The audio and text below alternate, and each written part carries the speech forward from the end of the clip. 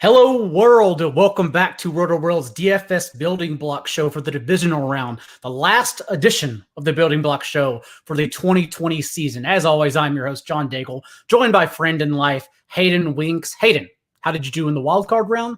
Any big takeaways we can use to build lineups here? Just go ahead and talk while the crowd gathers in for the rest of the show. Wild card round was all right. It was my first week of doing like weekly projections, so I kind of like learned what I need to like figure out in the off season. So that was good. Tinkered some things. I got like the Mike Evans projection wrong. I thought he was going to be a little more limited, but now we know Mike Evans is a baller. I mean, we already knew that, but now we know he's going to play through these injuries. So I'm feeling way more confident in the projections this time around than the first thing. We have to clean up a couple injury notes down the stretch. But I almost nailed the Ohio State-Alabama game. I was a 1v1 off from taking home like 30 grand, something like that. And it was just like I had this like Alabama tight end. This guy had like the Alabama backup running back. And that was the 1v1 that I had incorrect. So on to the next one. We talked about how on Saturday, at least, my back was the Rams. If Goff played, Goff was active, was the backup, which then left me scrambling, even though I had a backup plan. And although I didn't agree with Tampa projections in the Saturday night game, I thought that was the best pivot from Goff. So I did do a turn to the Bucks offense over the Rams offense, and only Cam Akers and getting away from the passing game, which ended up working out. I've still played McLaurin, which didn't go too well. He had the touchdown, of course. But overall, yeah, I would just emphasize to, again, this week, whether it's the 4-game slate or even each 2-game on Saturday and Sunday, to make sure you are emphasizing and leaving open swap positions, because of course that's going to help you out the most, especially like in the first game last week whenever Lamar has a 45-yard touchdown run, he goes over 100 yards, and then you're left scrambling with statues for the rest of the slate. So yeah, just be very wary of late swap positions. And just like last week, we're going to go game by game here, talking about potential stacks or just avoiding games entirely, avoiding offenses entirely if we don't like these spots. And we will start, of course, with the first game, Saturday. It is the Ravens-Bills, right? Rams. Rams. Okay. I have them out of order by what we did the preview show. I don't even have the times written down. Damn it. Okay. No big deal. Let's go ahead and start with Packers-Rams here. Give me your spin on how you think this game plays out, potential game script, because I am of a different opinion from pretty much the rest of the industry. I have zero faith in Jared Goff. The finger worries me. The offense in general, even when he was healthy, worries me. The weather kind of worries me. The matchup just doesn't seem that great. I'm going to guess the Rams are going to want to run the ball. The Packers, like we've seen like for the last 2 years, they get gashed on the ground. They're pretty good on run defense. They limit your big plays, and I just see Sean McVay trying to like really get Cam Akers going, limit Jared Goff. Jared Goff has like in-game injury risk, so we're still kind of like looking at Cooper Kupp status. So for me right now, it's Robert Woods, it's Robert Woods, and it's Cam Akers. And outside of that, everyone can mess around with the other pieces. For me, it is Cam Akers and Rams defense. I think the Rams, if you get it at 7, which I believe it went away after Monday, that's when I got it, are live dogs, but more importantly, shouldn't be touchdown dogs. If you have a loose book out there that still has them at that number. We talk about Goff struggles in cold weather, Goff struggles overall. I think Rodgers is going to struggle as well, which is not the opinion of everyone I've been hearing. I think it's a very low-scoring game. I think the Rams do have the ability to take Davante Adams out of the game, although I will say I will be watching Adams' ownership as the first kickoff very closely, because if he comes in under rostered compared to Stephon Diggs and Tyreek Hill, those are the big three, he's the better play. He's still Davante Adams. He could still get 15 targets. So I'll be playing him everywhere in tournaments, unless it looks like no one is fading him for the Jalen Ramsey matchup. Then I will be getting off of him entirely. I think it's up in the air. We'll talk about Tyreek Hill in a second. But Adams to Tyreek Hill, I think Tyreek Hill is the best wide receiver overall on the 4-game slate over Adams. But like I said, it's going to come down to how highly rostered Adams is for me, and that's where I attack with the Packers. Having said that, even if you go Cam Akers, I like the ancillary options as well because they're going to come in under rostered. I like Tunyon because popular build will be Mark Andrews and Travis Kelce. That is a build I won't use at all because I think it's going to be so popular. Those are the two top tight ends, and that is the stack, or not even a stack, but that's the build I'll be looking to get away from. Whereas Tonyan comes into no man's land. No one's going to look under Mark Andrews practically unless they go all the way down to, say, Cam Brate or Austin Hooper, who project well. So I like Tonyan a lot. And then, of course, over Marquez Valdes-Scantling, since we know the Rams do not allow a deep passing attack at all, it would be Allen Lazard. His target share will be higher. I imagine he sees a heaping more targets than Valdes-Scantling, who, of course, could break the slate on one catch, but I don't think it happens in this game. Yeah, that's a good point. I have projections out on Rotoboard. You guys should go check them out. And I knocked Allen Lazard's projection up, Robert Tonyan's projection up, because, like you said, the Rams defense, they're not getting beat. No one targets the Rams downfield. No one completes passes downfield. I don't care if it's Aaron Rodgers. It's pretty unlikely that MVS is going to hit. So if I was going to go the ancillary routes, I think Allen Lazard makes a lot of sense. He's under 4,000. So he's a good one-off. He can catch like 6 passes for 60 yards, and you'll be fine with that on the slate. Maybe he finds the end zone. For me, in my projections, I have Tyreek Hill like noticeably above Devontae Adams. I knocked the Devontae Adams a little bit in the matchup. Like, I know we don't want to over stress wide receiver cornerback matchups, but Jalen Ramsey he's different. Like, he's like a legit force. So I still have Devontae Adams projected for a lot of touchdowns. I still have him projected for a lot of targets. He's even projected for like 90 yards. So I don't dislike him, but I have Tyreek Hill in a complete blow up spot here. So that's how I would go. And perhaps you stack Aaron Rodgers if you want to be different.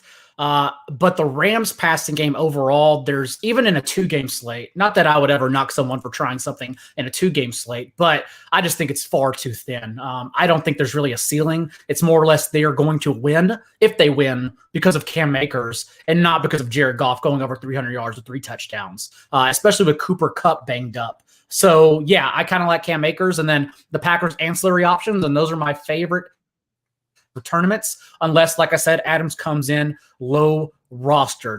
What about someone we haven't touched on, Aaron, even perhaps as a pivot off of Devontae Adams just to get some touchdown equity here? Aaron Jones is the best play in this game. Like, he doesn't have the same ownership, in my opinion, that he deserves. I have him projected for more points than he was kind of averaging down the stretch.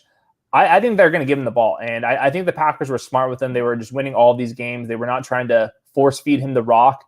I think in this game they could. And if you look at the way that the Rams defense is set up, they don't have anyone in the box because they're willing to let you run on them. They also they're set so many guys downfield. I think the checkdowns to Aaron Jones could get going, especially if Jalen Ramsey's doing his job against Devontae Adams. I think Aaron Jones is going to be dominating the touches in this game way more so than we're used to. So I think that Aaron Jones is the guy that could like really pop off. And I think he's like the best one-off play from this game. I haven't projected for more than Cam Akers. Most people have that about similar, maybe Akers above him. And I think that Aaron Jones is going to come in at way less ownership than Cam Akers. Okay, because that's a spot I was looking at, especially with Nick Chubb similar priced, if we're talking about the overall landscape of the 4-game slate. And then most likely everyone will still lean towards Devontae Adams over Aaron Jones. To your point that you mentioned also, that's something Silva mentioned in his matchups column at Established to Run, is that historically in the playoffs, the Packers have done away with the committee and leaned on Aaron Jones more in the backfield over the other options. So that's really good because I wanted to play a lot of Aaron Jones. So for that, we will just go ahead and skinny stack this with Cam Akers. And again, I'm going to shoot out an optimal lineup for the 2-game slate, and we'll talk about everything overall here. But remember that you have to craft an optimizer for a 2-game slate. Like everything, not everything, but most things are in play, and you have to tinker it to how you believe game scripts will come out. Don't just listen to projections in 2-game slates. They matter far, far, far less in these mini ones. So we'll touch on that. We talked about, let's see, Tonyan and Lazard as our favorite options, Devontae Adams, Aaron Rodgers, and Jared Goff. Aaron Rodgers, I think, is still the number 3 quarterback on the Saturday slate as we move on here because, of course, we have the Ravens and the Bills. Rank them for me 1 and 2, Lamar Jackson and Josh Allen for Saturday. So my projections, I have Josh Allen at 24.2 points and Lamar Jackson at 23.6. So it's basically a toss-up. It just comes down to roster construction and how you want to stack this game up. Mark Andrews is obviously stackable. Marquise Brown's been dominating. I like those two guys. I like John Brown in the bounce back spot, and I obviously you have to love Stephon Diggs. So I'm fine with either. I'm going to be probably playing both. I don't have like a strong lean one way or the other. I think this game is going to be close. I think this game could shoot out, and both quarterbacks are dominating. So if I was going to do it, I would probably use just one of Marquise Brown and Mark Andrews instead of both, because I'm expecting a lot of Lamar Jackson rushing, and that's how you access the ceiling. Hopefully, one of his touchdowns goes to Mark Andrews or Marquise Brown, whoever you stack him with. So I like the just Lamar Jackson plus one of his guys. If I was doing with Josh Allen, I would consider up to three, definitely at least two of them for the pass catchers. For the Ravens, I like pretty confidently. I like Andrews over Marquise Brown, given how poorly the Bills historically have played against tight ends this year, at least. And then also, I'm going to see what their ownership comes in at, because J.K. Dobbins was surprisingly as highly rostered as Derrick Henry last week. But in the 2-game slate, I'm still trying to wrap my head around the 4-game, but in the 2-game slate, I like Gus Edwards over J.K. Dobbins. Dobbins out-touched Edwards 9-8 last week. Nothing, barely out-snapped him. And there's no such thing as like touchdown touches. I'm not worried about J.K. Dobbins scoring in 6-7 games straight. I don't care at all. The fact is, like, it could still be anyone's touchdown once it reaches inside the 10-yard line, and neither of them are getting targets. So that doesn't matter at all from Lamar Jackson. So in the 2-game slate, I'm definitely pivoting off Dobbins for Edwards. But we saw last week, they basically eliminated their entire target tree and route tree. Even like Des Bryant, Devin Duvernay, those guys weren't even running routes. Very clearly 4 options here, and Dobbins and Edwards are basically a toss-up. Maybe it's like Dobbins 55-45, 60-40, but that's a percentage I'm willing to take on the less ownership for Ed Dobbins, whereas we know it's going to be Andrews and Brown, and like I said, I'm pretty confident in Andrews over Brown. Yeah, I'm not sure if I'm going to play Dobbins or Gus Edwards. It's like you said, they've just been splitting the work too much, and I know we liked how it consolidated to 2 backs instead of 3, but still, it's still Lamar Jackson rushing like crazy. So Gus Edwards have to score 2 touchdowns because he's not getting any rushing yards, and J.K. Dobbins will have to break off a long touchdown. And I don't know, with Alvin Kamara, Aaron Jones, Cam Akers, Nick Chubb, Devin Singletary, like maybe one of the Bucs guys, like there's some other decent running back options where I'm not sure if I'm going to pay the price for J.K. Dobbins. I'm not sure if Gus Edwards has quite the ceiling I'm looking for a tournament. That's what I said. It's for the 2-game slates. I'll be playing Edwards. 4-game, I still mind a guy we're about to talk about, Devin Singletary. And if Edwards-Hilaire's rolled out, Daryl Williams are like going to be highly rostered just for their prices. And Edwards falls right in between them, and no one's going to play him, where I think he could easily have as many carries as Dobbins, and some in a game that could potentially be low scoring. Chris Allen, friend of the show, who we had on earlier this year, is pretty much the only person I trust when he talks about football weather. And he's predicting fairly confident fall for this game, so snow on the ground throughout. Not sharp winds, somewhere between 14 and 16 miles per hour, so I'm not worried about that at all. But remember, like Lamar Jackson also is just a Florida kid, hasn't played in snow in a single game in his career. So maybe it is one, like they're all just treading water or treading ice here, and they run the ball heavily, which also kind of lends itself to the under.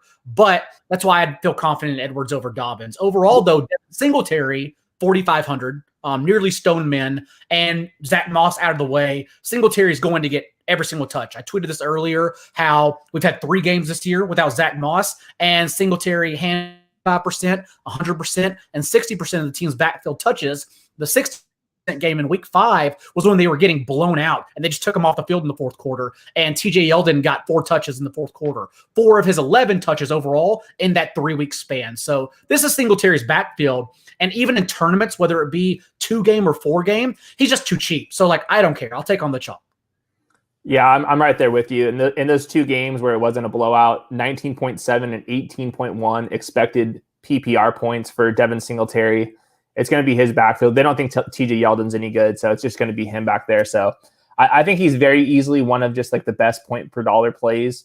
The ownership sucks, but like we're talking about 4-game slates. Like ownership's going to suck basically everywhere. Like you're going to have to find the one wide receiver that is under 10% owned that pops for 20, and that's how you're going to win these tournaments. So I'm fine with Devin Singletary. I will say just with the snow in general for the Ravens, imagine trying to tackle Lamar Jackson when you don't have your footing and you're in the snow. Like Lamar Jackson in the snow, like, yeah, that's probably not great for him, but try to be that linebacker slowing down and like going to tackle Lamar Jackson when you're slipping and sliding on the ice. So I'm very comfortable with Lamar Jackson and his rushing props and all that stuff. I'm going to have some Lamar Jackson.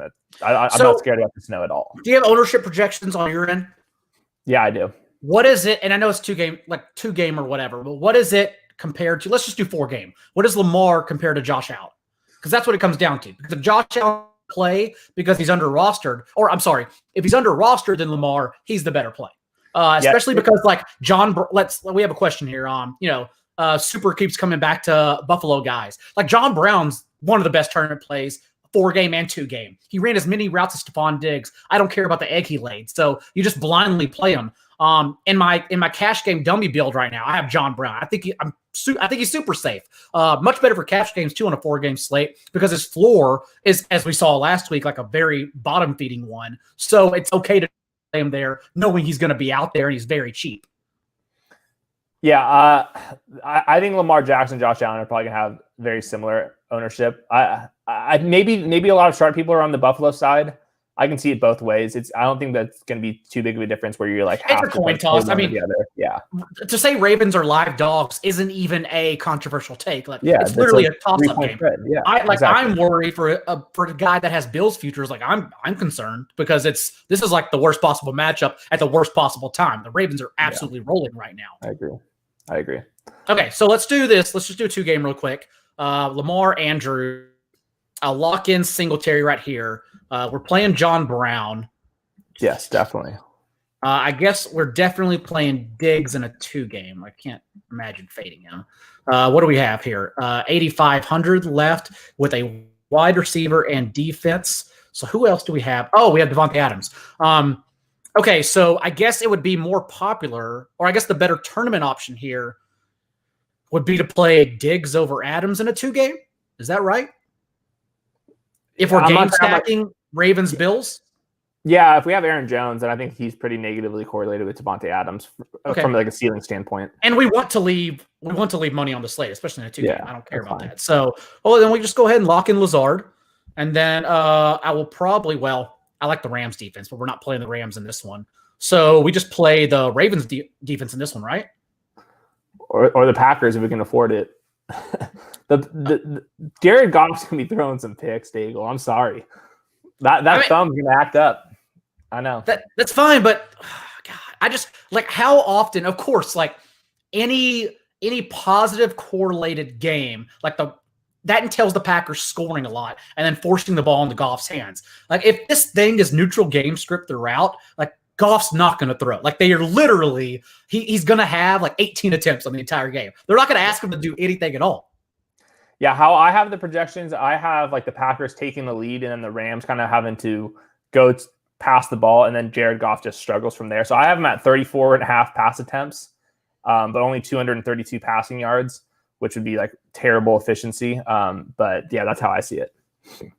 And so I don't think we've answered though, really. Well, I'll answer your question as we on here, Super, in the 4-game slate, because I think there's a lot to talk about once we get to the cheaper options that are also on the next one. Abad points out Ravens' last 3 games were against weak teams, but one, it's been a 6-game stretch we've seen the Ravens roll. So not just a 3-game sample, 6-game sample. Also, the Bills' defense is weak. The Bills' defense was outplayed altogether by the Colts. The Bills should have lost, but the Colts called one of the worst games inside the red zone in postseason history. So the Bills shouldn't even be here. They got lucky. And hopefully Dayball learns his lesson and calls a much better game that does not involve running backs.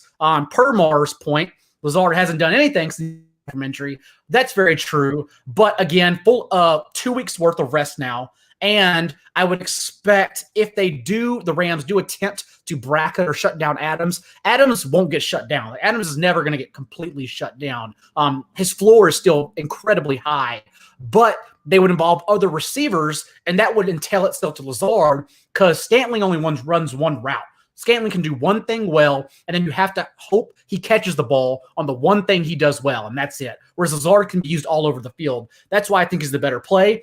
Although if you ask me, I think Tunyon is the better play over Lazard in a vacuum. I'd rather go Kelsey and Tunyon than Kelsey and Lazard, for instance.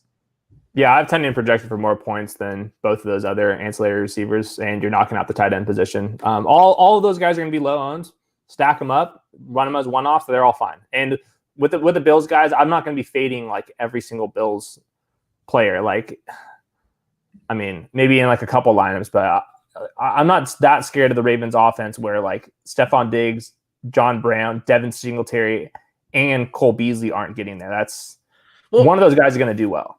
I will say keep your late swots open here. This is just like our blueprint lineup here, but keep your late swots open because of course if you don't have, let's say, Devontae Adams in this type of lineup, then you have to drop down from Stephon Diggs and go to Cole Beasley just to like get some kind of leverage on the rest of the field since you already failed to not having Devontae Adams. So just be aware of all that here. As we move on though, we talk about the Browns-Chiefs games on Saturday, and that is why it comes down to playing 3 Bills players, not because they're bad plays, but because like you want pieces in the Chiefs Bills. Not only is the Chiefs team total 6 points higher, now 6.5 points higher than any other team on the entire 4-game slate, but also they're 10.5 point favorites. They're at home. The Browns defense isn't good, even though they have Denzel Ward back. The Browns defense was not good when they had Denzel Ward on the field. So there's not really a spot where the Chiefs fail for an entire game. I'm interested in the Browns first half, actually. I think the Browns can lead at halftime. So that's a bet I've been taking. But overall, like the Chiefs are not going to fail in this spot. So whether it's with Sammy Watkins out, whether it's Demarcus Robinson, who I think is the best low roster receiver on the entire 4-game slate, because even when Sammy Watkins was out earlier this year, we saw against the Jets. We saw against the other game. What was that other blowout game they played? The Dolphins, maybe? Like no one played Demarcus Robinson, despite the fact he still got there according to his salary. No one wants to play Demarcus Robinson. Everyone will still play Mecole Hardman. And although maybe they were stashing Mecole Hardman, there's enough proof here to say that they're going to play Demarcus Robinson. So I think he's like one of the best low-rostered options here in this entire slate.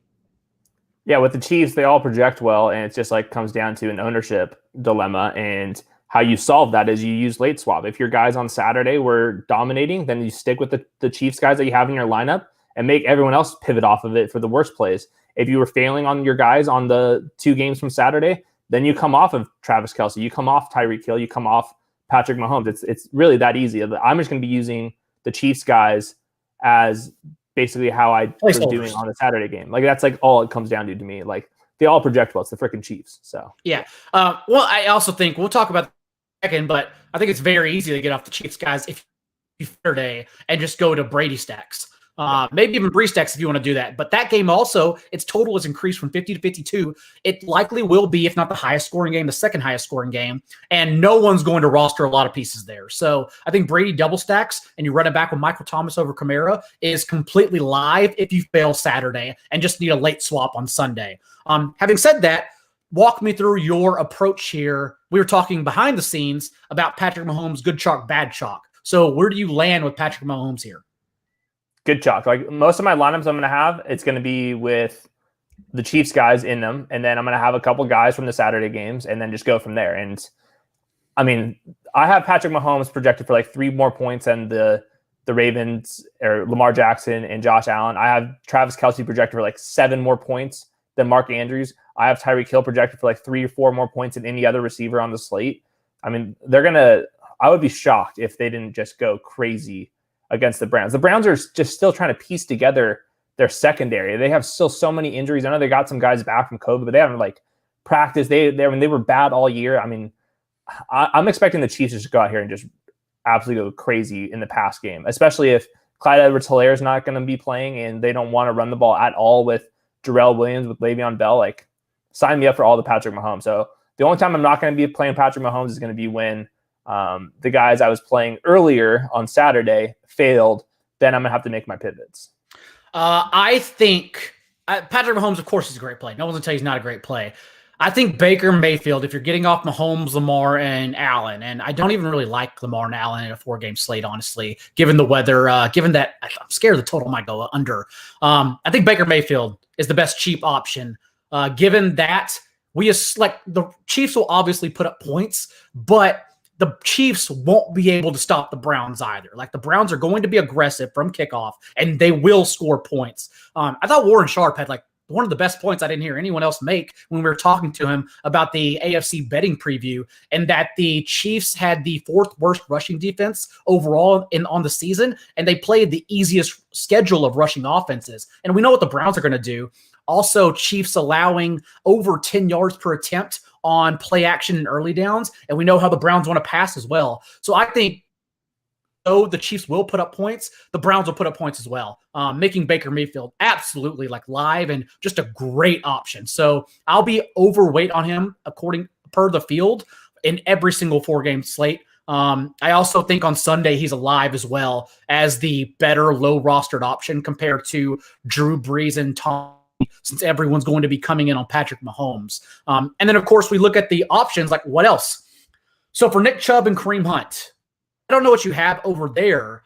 I actually think, and I've had to think about this a lot, I think Kareem Hunt comes in higher rostered than Nick Chubb, since everyone assumes the Chiefs will score a lot of points and are not figuring the Browns will also score a lot of points. Everyone thinks the Chiefs will stop them, and I don't think that's the case at all. So pairing Baker Mayfield with Nick Chubb, and perhaps even giving yourself 2 outs, Nick Chubb rushing touchdown leads to more play action in the first half, and there are just points galore overall, is the better option, in my opinion, for tournaments than pairing Kareem Hunt with Baker Mayfield, because everyone's going to do that. And so if Nick Chubb's coming in lower rostered, he's the better overall play than Kareem Hunt. I've heard a lot of people mention Kareem Hunt as a good play this week. So I wouldn't be surprised if his ownership comes in ahead of a lot of ownership projections, especially in the Patrick Mahomes lineups. How many people are going to be hand building? They're going to pick Patrick Mahomes. They have Travis Kelce, so they're probably not going to play Austin Hooper.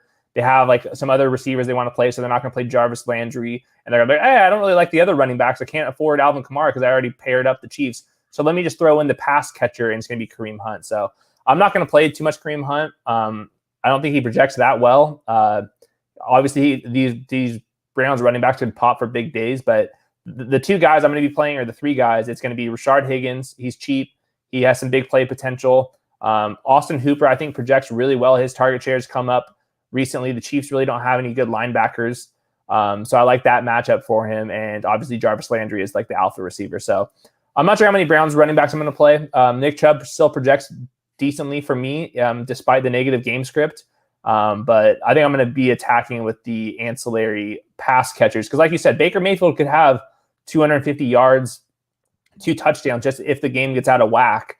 And that's what you need in these Patrick Mahomes lineups. So I'm going to be sprinkling in some Austin Hooper, some Rashard Higgins, some Jarvis Landry for sure. All right, we're playing Travis Kelce. I don't care about that. Where do you fall on the other Chiefs ancillary options? I have to. That's what I'm going to do tonight. I'm going to go study what the heck's up with McCole Hardman and Demarcus Robinson, Byron Pringle.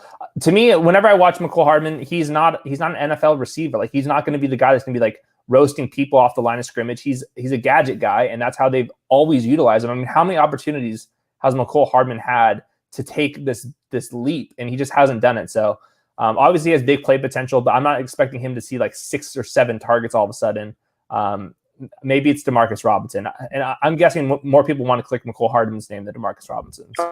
For sure. That's where we're going to put Robinson here. Okay, so Kareem Hunt is going to be chalk compared to Nick Chubb, in my opinion. I think Nick Chubb comes in as the 5th or 6th highest, lowest, however you want to phrase it, rostered running back on the 4-game slate, which makes him the better overall play here. That's why I love playing him. I want to play Baker Mayfield in this lineup. You want to play Patrick Mahomes? That's fine. I'm going to leave it open just to see if we can at least agree on Brady or something to get a little different here. I don't know in 2-game slates, Like, how unique do you have to be to get Patrick Mahomes? Because everyone's going to play Patrick Mahomes, Kareem Hunt, Travis Kelce, Tyreek Hill. You fit Travis Kelce and Tyreek Hill with Kareem Hunt. It just makes sense and builds. That's why they are all the chalk. That's why I like Kelce and Robinson. I also, players ago, I think he's one of the best running backs in the entire slate. Just to get some touchdown equity. He did not practice on Thursday and Friday, but if he's active, that means they were resting him, and it's not because he's injured. And so they should unleash him for however many carries, more importantly, however many targets. So especially if I think, and this is, again, minority opinion, but I think the Chiefs for at least a couple quarters could be playing from behind, if not within 3 points, as opposed to what everyone else thinks. And so I think there's more targets to go around than we assume, especially with Sammy Watkins out. So I think Edwards-Helaire is like one of the best running backs on the 4-game and 2-game slate.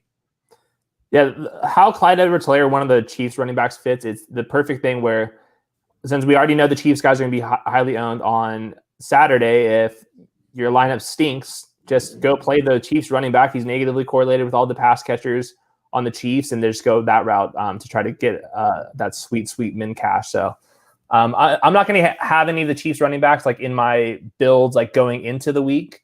Maybe on a 2-game slate, maybe that makes a little more sense. But the Chiefs running backs just stunk all year, so I don't expect that to happen. I think the real culprit here is the Chiefs' offensive line is not good at run blocking. I mean, they're unathletic, they're old, they're inexperienced. They have, it's just a disaster of a unit when it comes to run blocking. So I don't want to be playing the Chiefs running backs. And again, like, I don't care about run blocking. I want the targets. So that's why I'd be playing him, because we saw in week 16, like, they're not going to play Le'Veon Bell. Daryl Williams, who if Edwards-Helaire was ruled out, Daryl Williams becomes a great play at the Stone Men, especially on DraftKings, because he out Bell 47-20 in week 16. That was a must-win game with both of them available, and out-targeted him 6-3. Like, he was the de facto running back. So I think Daryl Williams is a good play if Edwards-Helaire is out. Also to that point, going back really quick, we mentioned Devin Singletary being chalk and being fine with it. I would actually pay Devin Singletary on FanDuel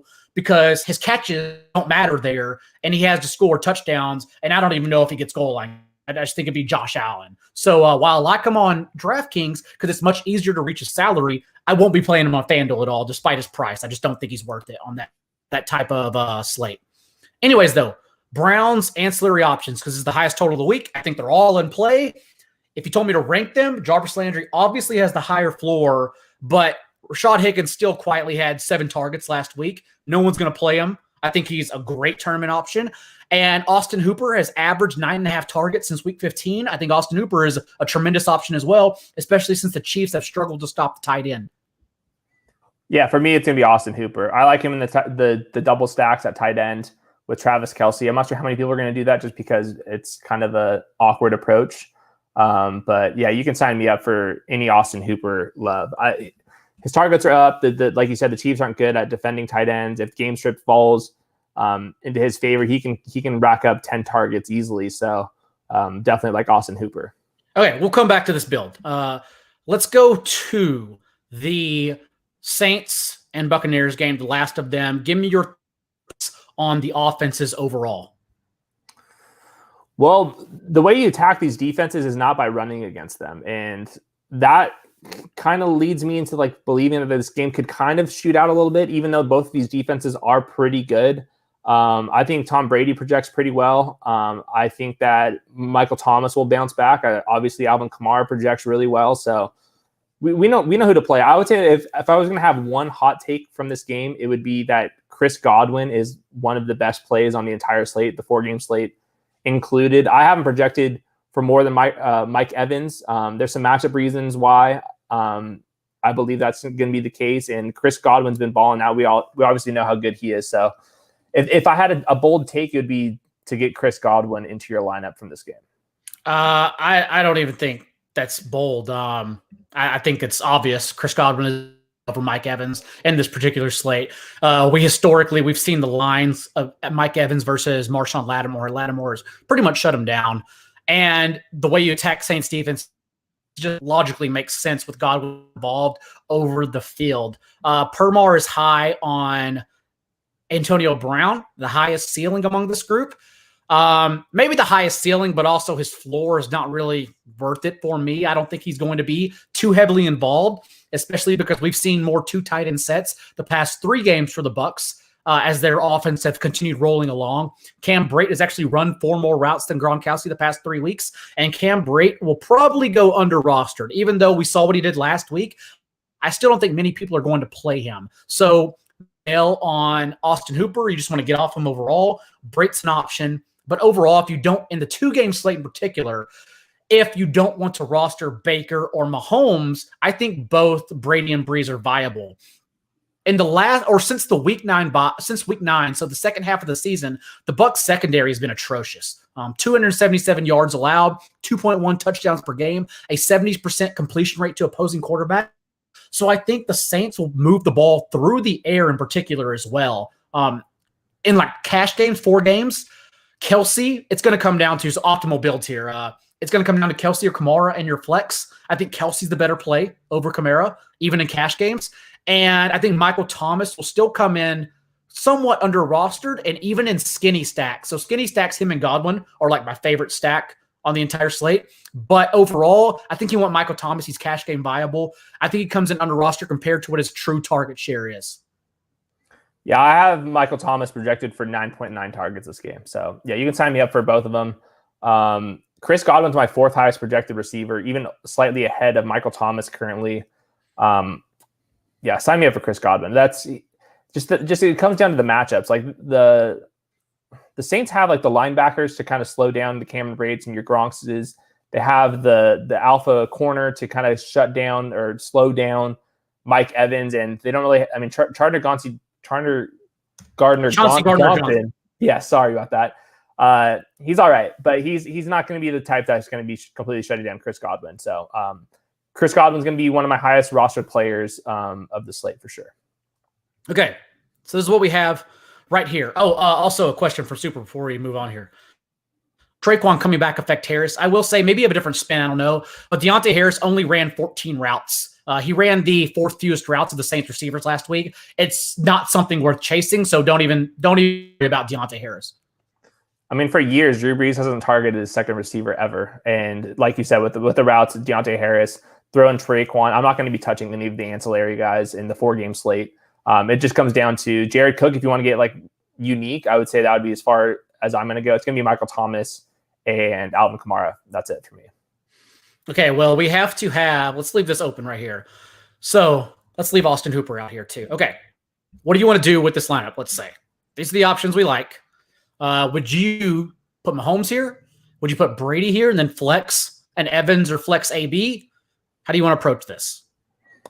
If I was going to do the 2-game slate, I would want Tyreek Hill and Travis Kelce with my Mahomes lineups. If I was only going to use one of the 2, I would pick a different quarterback. You got to do 3. You got to do Demarcus, Tyreek. Everyone's going to play Mahomes, Kelce, and Tyreek. Like you can't win that way. Right, but if I wouldn't use Mahomes in the 2-game or with just one of Kelce or Tyreek. I would want both of them plus the 3rd option. So it's up to you. You can pick whatever. Okay. Well, I mean, let's just build here really quick because let's see, that's 8K or 7,900. Well, see, that's the thing. 45.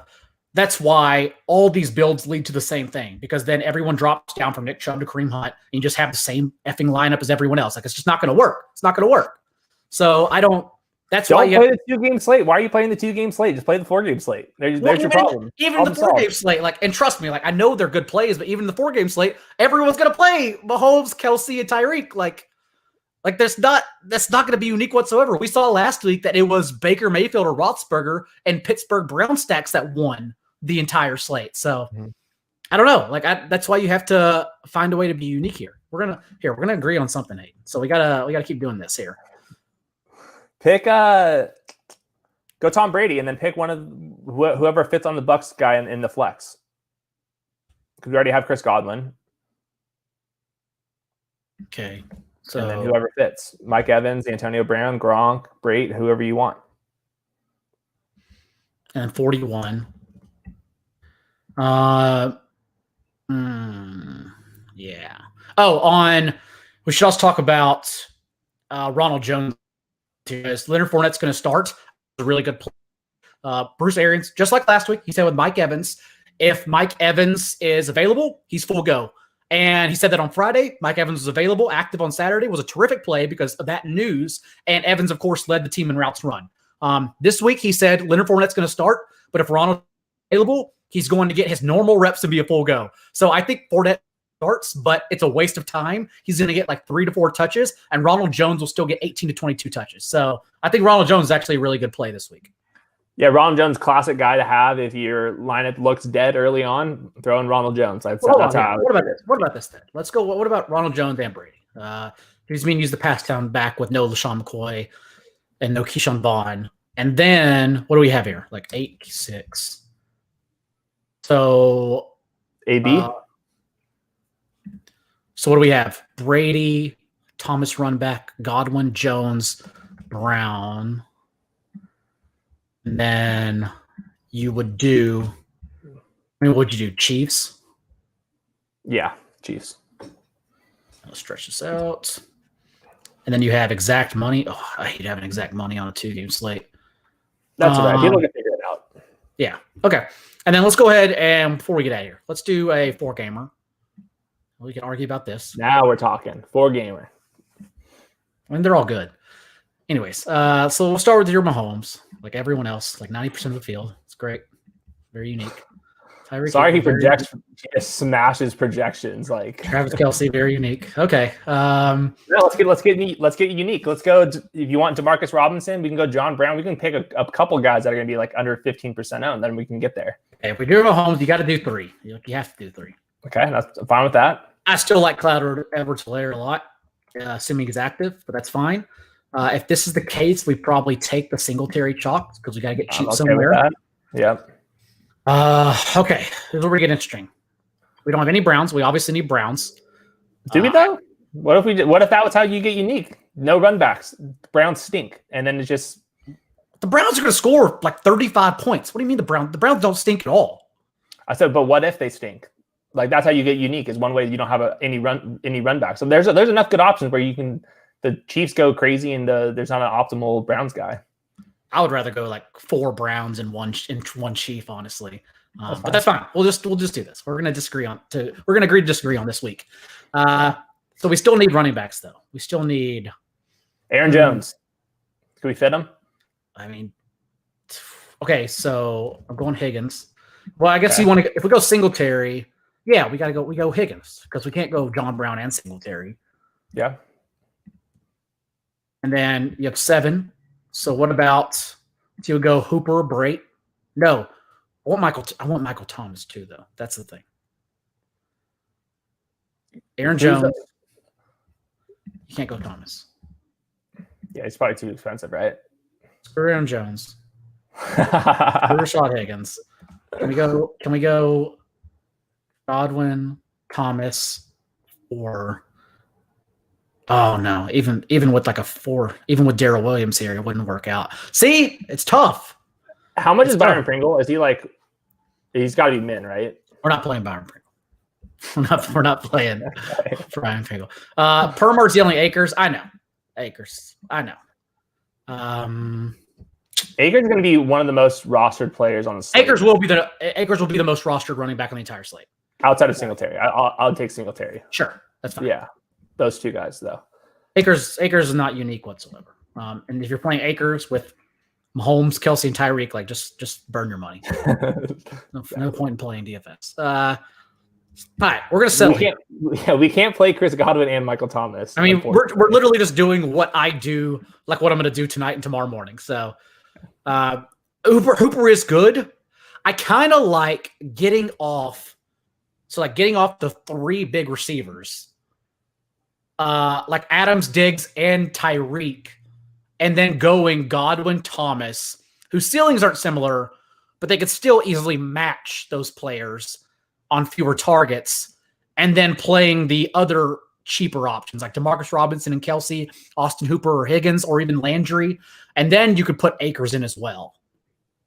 Well, Bobby Trees. I don't think we talked about Robert Woods at all. He's a great play. He's a great play. He's pretty expensive though. Isn't he 59? Yeah, that's fine. On DK? I mean, you're getting like complete leverage off of off of chalk acre. So I think that Robert Woods makes a lot of sense here. Okay. Well, anyways, this is your starting point. This is what I've been doing. Trying to figure out ways to get I would guess the moral of the story from doing this is figuring out how you're going to get different with the Mahomes stacks. That's the challenge. And if you don't think you have it, just punt it off and just don't use them at all. So I think I'll be able to figure out some ways to get unique. I think it's gonna be hard to win a tournament if you have like 5,000, 10,000 people in the field and you're rocking the Mahomes, Kelsey, Tyreek Hill. That's gonna be tougher. But I think if you're like a 1,000-man field, I think you can get away with it still. Well, you didn't ask to plant a flag, but I think Baker's awesome play. I think he's so awesome. Anyways, though, Wog also said Beasley. Yeah. So remember to leave your late swaps open, because if you get or just for instance, that's the second game on Saturday. So if you get the first one wrong with like Devontae Adams or whatever, and you have Diggs, you have to get off Diggs and go to Beasley. You're just not going to win if Adams fails and you have him. So just be aware, late swaps. Remember, second game, so not Kelsey in the flex. You would want Michael Thomas in the flex, obviously, because second game. So just be very aware of late swaps. So with that being said, that's about it. Any closing thoughts on this slate? I'll go through my projections tonight, and maybe I can find a little nugget or two in there. I would say the player of the week for me is going to be Aaron Jones. That's my guy. Interesting. I don't know where I have room to fit him in, but I'll try my best.